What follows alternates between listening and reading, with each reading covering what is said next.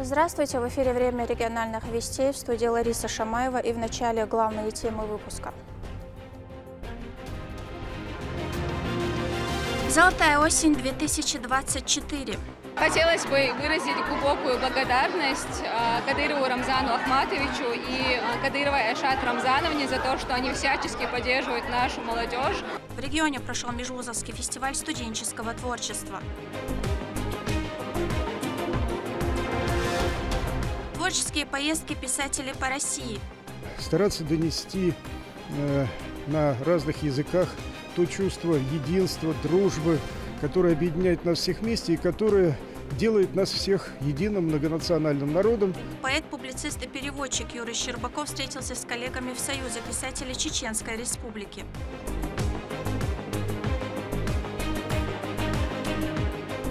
Источник жизни. В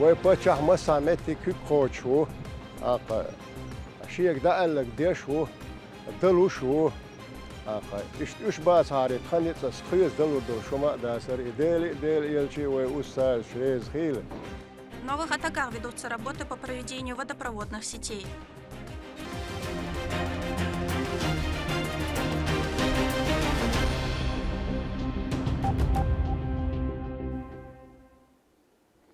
В Государственном драматическом театре имени Хампаши Нурадилова прошел фестиваль студенческой самобытности «Золотая осень». 3 республиканских вуза боролись за звание лучших в 4 номинациях: женский, мужской вокал, танец и изобразительное искусство. Мероприятие посетила и заместитель председателя правительства Чеченской Республики по социальному блоку Айшат Кадырова. Лейла Муртазова подробнее. Перед самым началом энергичного мероприятия межвузовского фестиваля студенческой самодеятельности «Золотая осень-2024» заместителю председателя правительства Чеченской Республики по социальному блоку Айшат Кадыровой вручает памятный подарок. Художник, насколько нам сказали, Бобалыш художник Шилов. Да, почерк есть. Все. Как раз таки, пока там Открылся фестиваль с ярмарки, где все 3 вуза представили свои работы. Каждый уголок был украшен под осенний мотив, сочетая его с традиционным стилем, а столы были наполнены различными явствами разных национальностей. Нужно отметить, что к событию студенты подготовились основательно. Те самые сложные времена, когда люди жили без пропитания, к старейшинам пошел мужчина по имени Адам. Он рассказал старейшинам, что они смогли собрать большой урожай тыквы, но овощи и кукуруза не уцелели. Именно поэтому женщины начали готовить разнообразные блюда именно из тыквы. К этим блюдам можно отнести плов в тыкве, сладкую тыкву с медом и орешками, тыквенные лепешки, а также они готовили для детей разнообразные пироги и пирожки. Далее настала самая яркая и оживленная часть мероприятия. Чтобы раскрыться и показать свои творческие способности, участники должны выступить в 4 номинациях: женский и мужской вокал, танец и изобразительное искусство. Перед началом демонстрации талантов для студентов и почетных гостей исполнили песню артисты из Южной Осетии.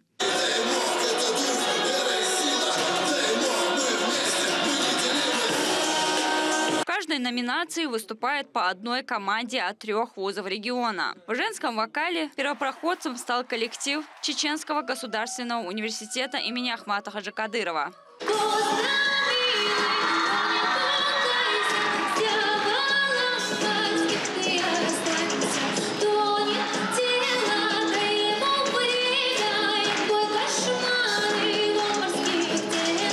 Оценивала участников компетентное жюри. Каждому выступлению уделяется пристальное внимание, не остается незамеченной ни одна деталь. Конкурсанты в номинации «Мужской вокал» исполнили песни разных тематик и жанров.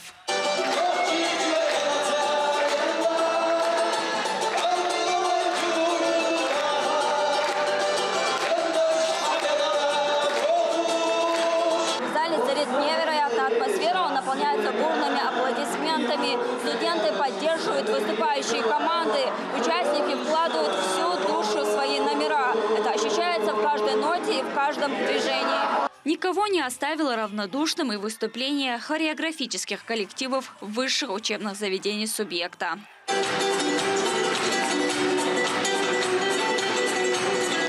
В Завершающей номинацией «Изобразительное искусство», чтобы оценить все 3 работы, на сцену поднялись члены жюри. Они смогли детально рассмотреть творчество участников и подвести итоги фестиваля. После тяжелого выбора первое место в женском вокале отдали коллективу Чеченского государственного университета. Победитель получил заветный кубок из рук заслуженной артистки Российской Федерации Элины Муртазовой. И в этой номинации побеждает ЧГУ.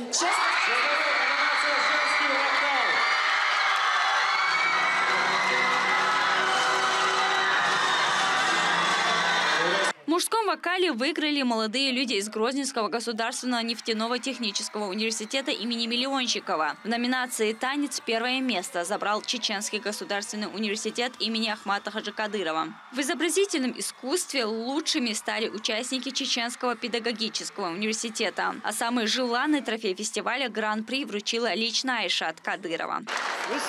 Я не ожидала, что это будет так тяжело. Мы в этой тайной комнате, можно сказать, чуть не поссорились все.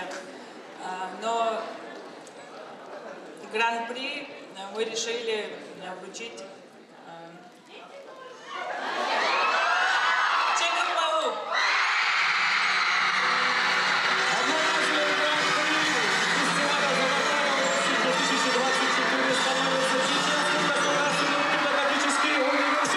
Для студентов это событие стало волнительным и в очередной раз позволило показать, что только в единстве их сила. На протяжении уже нескольких недель наш университет готовился к межвузовскому фестивалю «Студенческая осень». Мы взяли сегодня Гран-при. Главная победа сегодняшнего мероприятия. И очень рады, что смогли оправдать все ожидания.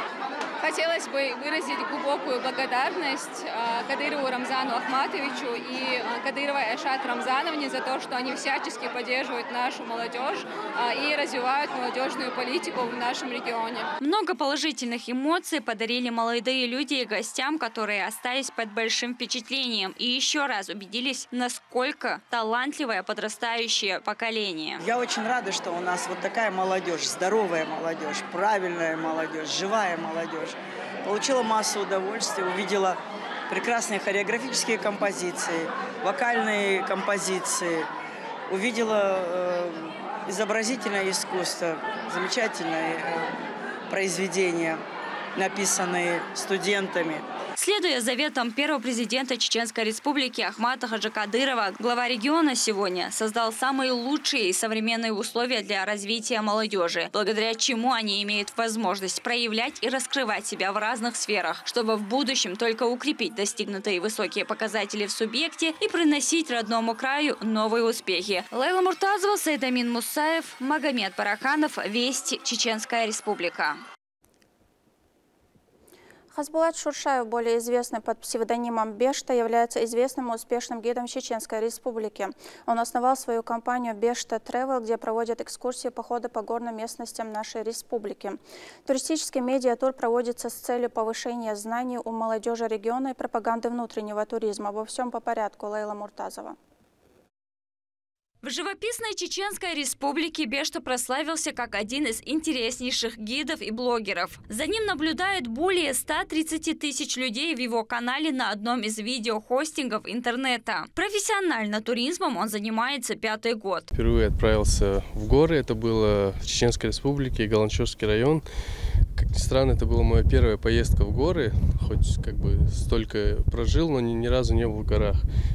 И от увиденных как бы видов я впечатлился, не смог это все в себе как бы нести и создал свой канал, после которого как бы началась моя деятельность в сфере туризма. Можно сказать, что в основном про Чеченской Республики я снимаю, и людям это интересно, и я люблю с ними как бы делиться этим. Делясь впечатлениями и историями о своих путешествиях по субъекту, он смог заинтересовать не только местных жителей, но и любителей активного отдыха из других регионов страны. Ну что, друзья, вы готовы отправиться в новое увлекательное онлайн-путешествие? Сегодня я хочу вам показать одно из самых красивых мест не только в Чечне, но и во всем мире. Это Галанчевский район жемчужина Кавказа. Ведя свой видеоблог, Бешта решил показывать красоту и уникальность региона не только через мониторы и экраны различных гаджетов, но и в реальной жизни. После чего стал проводить разные походы и экскурсии. Чтобы местное население было максимально осведомлено о богатстве родного края, гид запустил медиатур «Открывай Чечню», в рамках которого молодые люди смогли посетить ряд исторических мест, повысить свои знания и просто хорошо провести время.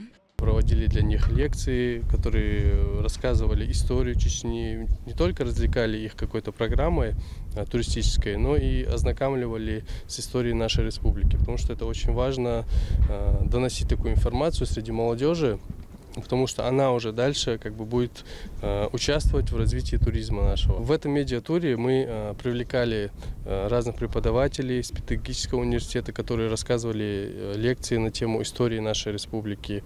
Также мы делали выездные туристические мероприятия. Гид всегда старается сделать свои экскурсии познавательными, вовлекая как опытных путешественников, так и новичков, желающих узнать больше о мире вокруг. Бешта стремится показать не только популярные достопримечательности, но и менее известные места. Гид предлагает индивидуальные маршруты в зависимости от интересов группы или отдельного туриста, учитывая их предпочтения и желания. Благодаря медиатуру «Открывать Чечню» стало возможно помогать людям открывать для них уникальность и первозданную красоту Чеченской Республики. Это поможет подрастающему поколению познакомиться с историей и бытом предков, привить им желание внести свой вклад в ее защиту и сохранение. Лейла Муртазова, Ислам Ибрагимов, Руслан Магомадов, Вести, Чеченская Республика. В селении Новые Атаги ведутся активные работы по проведению водопроводных сетей. В ходе совещания по развитию Русмартановского муниципального района главе региона стало известно о проблеме местных жителей. Рамзан Кадыров дал поручение улучшить поступление природного ресурса в дома людей. Ремонт был начат незамедлительно. Старые коммуникации заменяются новыми и надежными. Теперь проблема останется в прошлом. Задействованная техника и рабочая сила дают гарантию лучшего результата. يورت ديت صراح يورت قيدي صراح موجنا صراح بقي شيري كيجي شير صراح بركل دو هربوغ بولي انشانا هربوغ بدق دي انشانا دي لاح تعلمت بيرجل دي نهر هر بيرجل دي شوي وي بتشح مسامتي كي كوتشو اق شيك ده قال لك ديشو دلوشو اق ايش باس هاري تخنيت استخيز دلور دول شما داسر ديل يلشي وي استاذ شريز خيل لا دي كان سبيق قنبول رمزان نانا هو بلح دالوش تكن مسانا. В сфере здравоохранения Чеченской Республики произошло значимое событие. Заведующий отделением отоларингологии Республиканской клинической больницы имени Ахмад Хаджи Кадырова Ламара Абдулхажиева стала лучшим врачом 2024 года на всероссийском конкурсе. Это достижение – итоги ее многолетнего труда, свидетельствующие о ее исключительных профессиональных и личных качествах, которые она успешно применяет в своей работе. Подробнее в сюжете Медина Мударвы. Ламара – врач-отоларинголог. Ее жизнь полностью посвящена помощи людям, страдающим от заболеваний ушей, горла и носа. Она работает в этой сфере уже много лет и за это время успела помочь не одной тысяче пациентов. Рабочий день врача-отоларинголога начинается рано. К Ламаре Абдулхаджиевой приходят люди совершенно разных возрастов и диагнозов. Каждому женщина находит индивидуальный подход. Давайте горло, значит. Нет, давайте горло сейчас. Сидите спокойно. Будем смотреть горло. В день она принимает до 50 пациентов. Больные на протяжении многих лет обращаются именно к ней. Это неудивительно, ведь с первого приема врач вселяет доверие, старается найти проблему и лучшее решение. Ризвановну хочу поблагодарить от всего сердца. Самое главное, что есть вот в этих специалистах, что я заметила, это человечность. Так, и хокарт юэлэх и сон хагин досюрцем из. الورا جو ديكيوت شيء وطانا صدق يعني لا قزادوخ أدم ده سنتدي أنا تعيشت وليش برش صرنا جو خصيت Особо теплыми словами о Ламаре отзываются ее коллеги. За все время работы они стали одной семьей. Инициативность и решительность. Благодаря этим качествам она завоевала сердца своих всех пациентов. Мы с Ламарой Ризвановной работаем вместе с 2010 года. И за все время нашей работы я всегда чувствовала поддержку Ламары. Ламара всегда во всех ситуациях сложных всех поддерживает, помогает нам. Высококвалифицированный специалист с глубокими знаниями в своей области, которые она применяет активно в своей работе, и это с успехом сказывается на возглавляемое ею отделением отоларингологии. Мать, подруга, коллега и просто хороший работник. В сфере здравоохранения Ламара Абдулхаджиева работает уже 22 года. За это время она прошла через многое, но одно осталось неизменным – любовь к своему делу. Если бы я свою работу не любила, я бы, наверное, не вставала каждое утро и с радостью не бежала сюда.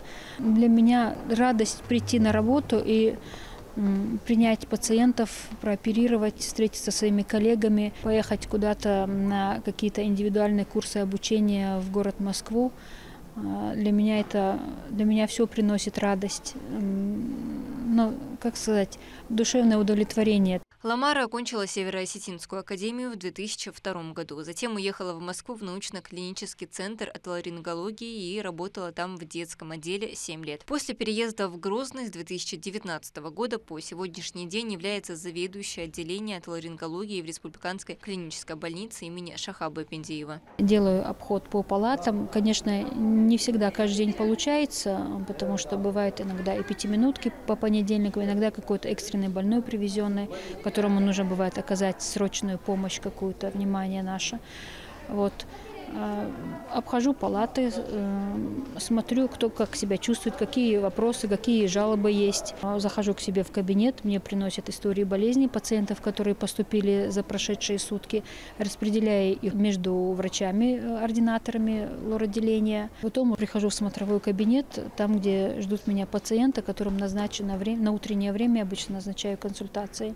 Ламара Абдулхаджиева признана лучшим лор-врачом в России в 2024 году. Она заняла первое место в престижной номинации «Лучший отоларинголог» на всероссийском конкурсе «Лучший врач». Награждение прошло в Москве. Это достижение стало закономерным итогом многолетнего труда. Абдулхаджиева Ламара Резвановна, Республиканской клинической больницы имени Эпендиева Чеченской Республики.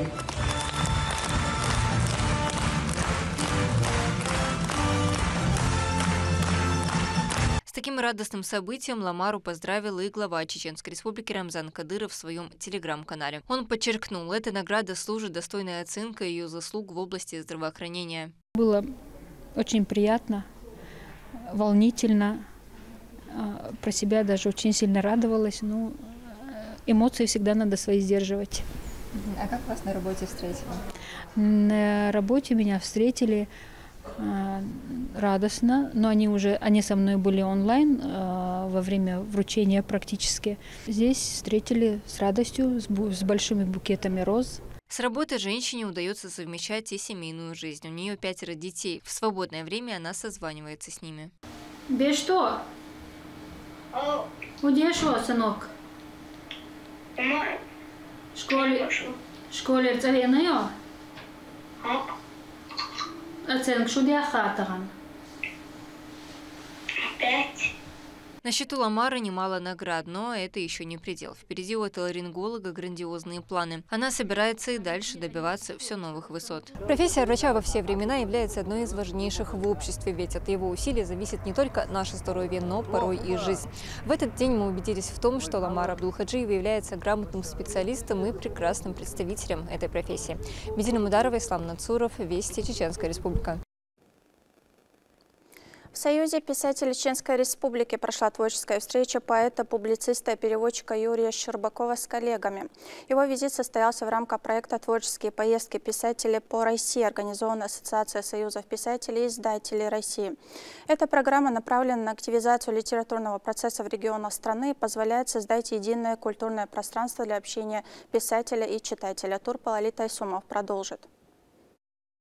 Творческий визит поэта, публициста и переводчика Юрия Щербакова начался со встречи с коллегами в Союзе писателей Чеченской Республики. Среди интеллигенции присутствуют известные чеченские авторы, а также председатель Союза Аламхат Елисаев. В беседе с собравшимися почетный гость рассказал, насколько для него важно и приятно находиться здесь в рамках деловой программы «Творческие поездки писателей по России». Он отметил дружеские отношения с местными литературными деятелями. Вот Шариф Цуруев, Адам Ахматукаев, с чего я и начал переводческую деятельность, со стихов Адама Ахматукаева, с которым мы давно знакомы.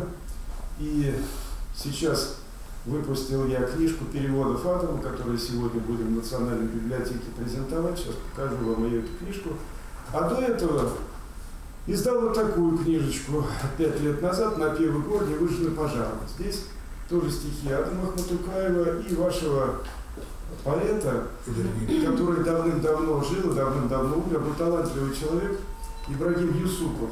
В этот день председатель Астраханского регионального отделения Союза писателей России провел встречу со студентами и преподавателями Чеченского государственного педагогического университета. С ними он поделился историями из своей жизни, которые побудили его связать ее с творческой литературной деятельностью. Слушатели открыли для себя много интересного, которое они планируют использовать в собственных трудах. Очень интересное мероприятие, которое стало еще одним шагом к тому, чтобы начать читать хотя бы литературу, увлекаться своей историей всех наших пишущих людей, наши дорогие писатели, тому, чтобы начать изучать хотя бы нашу литературу, не только нашу, но и литературу других пишущих людей из других регионов. Главная творческая миссия состоялась в Национальной библиотеке. Здесь автор презентовал участникам книгу чеченского писателя Адама Ахматукаева. Они знакомы достаточно долго, и теперь на русском языке читатель сможет заново открыть для себя известного автора. К такому межнациональному развитию надо стремиться всем, поделился с нами Юрий Щербаков. Это то, чем и должны заниматься сегодня литераторы. Переводить друг друга, стараться донести на разных языках то чувство единства, дружбы, которое объединяет нас всех вместе и которое делает нас всех единым многонациональным народом и которое ведет нас к победе в СВО. И мы очень надеемся как раз на то, что в процессе того, что происходит, объединительные процессы в России идут, и писатели в это вкладывают свое значение. Стоит отметить, что оба союза писателей порадовали друг друга подарками в виде книг. Но чтобы окончательно закрепить взаимоотношения по развитию литературы, состоялась полезная договоренность, отметил в своей речи председатель Союза писателей нашего субъекта Аламхат Ельсаев. Символический шаг. Подарили друг другу книги, представляющие литературу друг друга.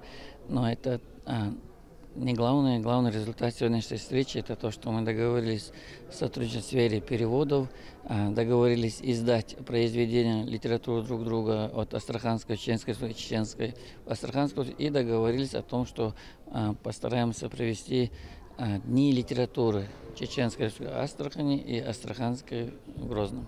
В рамках творческого вечера авторы прочитали зрителям стихи на чеченском и в переводе на русский язык. Перевод книги Адама Ахматукаева «Мои башни» – это большой шаг со стороны Юрия Щербакова по сближению литературного творчества нашего региона и Астраханской области. Как признался сам автор, вдохновлением для него стала крепкая дружба. Турпа Лалита Исумов и Шамсуди Джабраилов. Вести. Чеченская республика. Заболевания, похожие на вирус Коксаки и краснухи, выявили у детей в садах и школах 9 регионов России в начале ноября. В Чеченской республике случаев заражения не зафиксировано, однако в связи с ситуацией в стране в субъекте приняты меры предосторожности. Важно помнить, что это серьезное заболевание, которое может иметь неблагоприятные последствия, поэтому следует соблюдать меры профилактики и обращаться к врачу при первых симптомах, такие как насморк и кашель. На сегодняшний день в ФБУС Центр гигиены и эпидемиологии поступили 14 случаев экстренного извещения. Это предварительным диагнозом инфекционного заболевания краснуха, то есть диагноз у нас под вопросом, лабораторно не подтвержден. В связи с этим у нас проводятся тоже профилактические, противоэпидемические мероприятия. На сегодняшний день Управление Роспотребнадзора информация по случаю регистрации инфекционного заболевания Коксаки, то есть экстренное извещение, не поступало. Однако, несмотря на это, проводятся все профилактические и противоэпидемические мероприятия. Также у нас эпидсезон гриппа и ОРВИ тоже проводятся в этот сезон все мероприятия. Это в основном входной фильтр. Профилактика – это прежде всего после того, как мы посетили общественные места, это мытье рук. Использовать бутилированную воду или же кипяченую воду. Обработка фруктов, овощей тоже бутилированной водой или же кипяченой водой. Ну и по мере возможности не контактировать с инфекционными больными. Состоялся семинар среди руководителей дошкольного образования региона. Участие в нем принял министр образования и науки Чеченской Республики Хошбау Дидаев. Темой обсуждения стало управление дошкольной образовательной организацией в условиях реализации федеральной образовательной программы дошкольного образования. Также обсудили приоритетные задачи в данной области и способы активации имеющих у руководителей теоретических знаний, практических умений и навыков дошкольного образования. Кроме этого, отличившихся специалистов наградили почетными грамотами за добросовестную работу. К этому часу это все события. Еще больше новостей вы можете узнать на наших аккаунтах в социальных сетях и в приложении «Смотрим». С вами была Лариса Шамаева и до новых встреч в эфире.